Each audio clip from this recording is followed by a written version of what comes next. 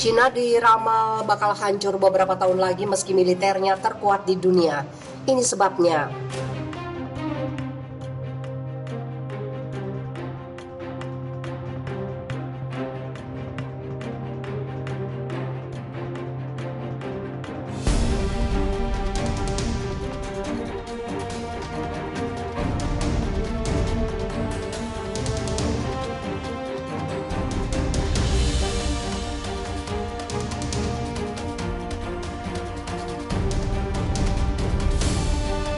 Cina diramal bakal hancur beberapa tahun lagi meski militernya terkuat di dunia. Ini sebabnya.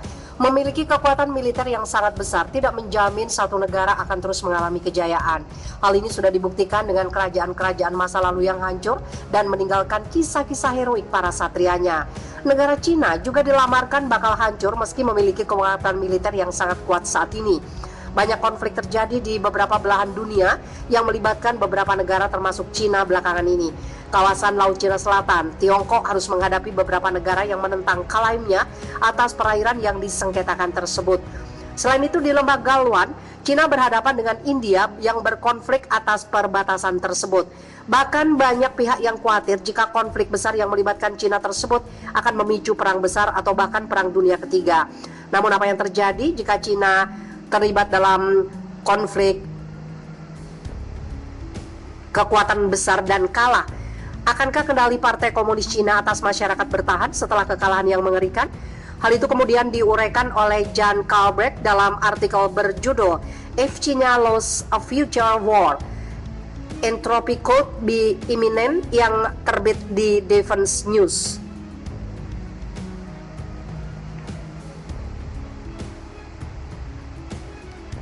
Satuan Tentara Pembebasan Rakyat terakhir kali berperang dalam skala besar selama invasi Vietnam pada 1979 yang merupakan operasi yang gagal untuk menghukum Vietnam karena menggulingkan rezim Khmer Merah Kamboja.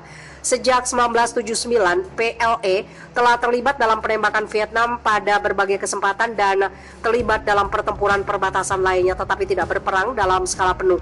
Dalam beberapa dekade terakhir, Cina meningkatkan pengeluaran pertahanannya dan memodernisasi militernya termasuk pertahanan udara dan rudal jelajah yang canggih, menerjunkan perangkat keras militer canggih dan membangun angkatan laut dari nol. Tetapi ada ketidakpastian yang signifikan tentang bagaimana kinerja militer Cina. Peperangan modern adalah integrasi operasi gabungan, komando, kendali, intelijen, dan kemampuan untuk memahami dan melaksanakan pertarungan semua domain yang sedang berlangsung. Perang adalah mesin yang kompleks dengan margin kesalahan yang rendah dan dapat berdampak buruk bagi mereka yang tidak siap. Operasi militer Amerika Serikat selama 3 dekade terakhir di mana konflik dan keterlibatan yang berkepanjangan telah membuat Amerika Serikat berpengalaman. Kurangnya pengalaman Cina yang dikombinasikan dengan ambisi ekspansionis yang tidak realistis dapat menjadikan jatuhnya rezim. Meskipun mungkin terlihat seperti strategi kreatif bagi Tiongkok untuk memanen rahasia perdagangan dan kekayaan intelektual, serta menempatkan negara-negara berkembang dalam hutang untuk mendapatkan pengaruh. Namun beberapa rasional aparat Tiongkok dipertanyakan. Visualisasi berulang dari kultur nasionalis Han muncul sebagai kekuatan di tengah kaum muda yang berkumpul di belakang rezim Presiden Xi Jinping, tetapi itu juga merupakan kelemahan yang signifikan.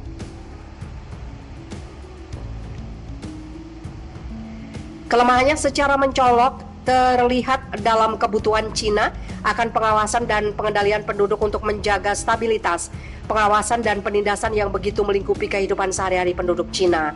Semua kepercayaan, chauvinis, cinta tanah air dan bangsa yang berlebihan akan meledak seiring waktu karena asumsi yang tidak realistis bertambah. Begitu juga jumlah semua keputusan ideologis yang delusi. Cina saat ini didorong oleh cita rasa atau ideologi ekspansionisnya dan mencari konflik tanpa mampu secara strategis. Perlu dicatat bahwa tidak ada satu negara besar pun yang menjadi sekutu Cina. Propaganda supremasi Tiongkok bekerja di masa damai, mengadakan demonstrasi besar-besaran, memuji Mao Zedong sebagai seorang jenius militer dan beberapa orangnya bernyanyi, menari dan melambaikan spanduk merah. Tetapi akankah cengkeraman itu tetap ada jika PLA kalah? Dalam kasus kampanye militer yang gagal, apakah penduduk Tiongkok siap untuk korban, penghinaan, dan kegagalan? Akankah cengkeraman otoriter dengan pengenalan wajah, informan, pengawasan digital, dan pasukan yang terutama berfungsi selama masa damai sebagai kekuatan untuk mengendalikan kerumunan, bertahan dari kekalahan yang menghancurkan? Jika rezim kehilangan cengkeramannya, massa bisa mengeluarkan kemarahan setelah penindasan selama beberapa dekade. Sebuah negara sebesar Cina dengan sejarah perpecahan dan perang saudara dan yang memiliki populasi yang beragam dan perbedaan sosial ekonomi dapat dilempar ke dalam balkanisasi setelah kekalahan. Di masa lalu, Tiongkok telah mengalami fragmentasi internal yang lama dan pemerintah pusat yang lemah.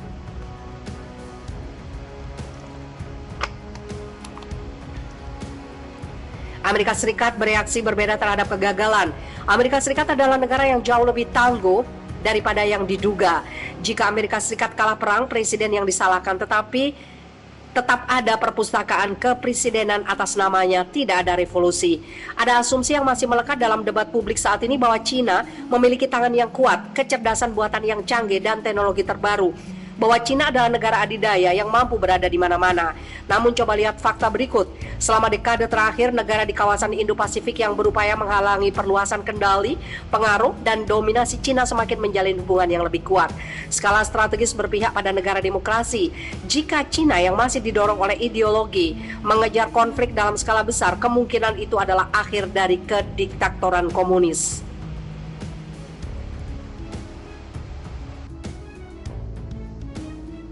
Tak perlu senjata, Cina diprediksi hancur dengan sendirinya karena korupsi dan masalah ekonomi. Sebuah lembaga pemikir atau think tank memprediksi Cina akan kalah dengan sendirinya dari negara lain. Salah satu penyebabnya adalah ekonomi yang stagnan sebagaimana diberitakan Intisari. Namun tidak hanya itu saja, berbagai masalah internal dan regional juga turut berpengaruh dalam kekalahan Cina. Padahal saat ini Tiongkok dikenal sebagai salah satu negara dengan pengaruh yang besar baik di bidang ekonomi atau militer. Mereka bahkan siap menghadapi pihak mana saja yang berani melawan jalannya. Cina memperkuat militernya untuk menghadapi Amerika Serikat maupun negara lain yang menentang klaimnya di Laut Cina Selatan. Di wilayah lembah Galwan pun Cina dengan siaga tinggi siap hadapi tentara India. Lalu bagaimana bisa Cina kalah dari dalam? Hal ini bermula dari kemungkinan yang diungkap lembaga pemikir California RAND dalam sebuah penelitian di bulan Juli lalu. Seperti apa Cina pada tahun 2050? Tanya analis RAND. Jawabannya diberikan dengan menganalisis tren dalam pengelolaan politik dan masyarakat serta mempelajari strategi tingkat nasional dalam bidang diplomasi, ekonomi, sains, dan teknologi juga militer. Dilansir Intisari dari Forbes, studi tersebut mengungkapkan 4 kemungkinan besar. 1. Cina yang berjaya, yang tumbuh berkembang dan memperoleh pengaruh sampai dia menyamai atau melampaui Amerika Serikat.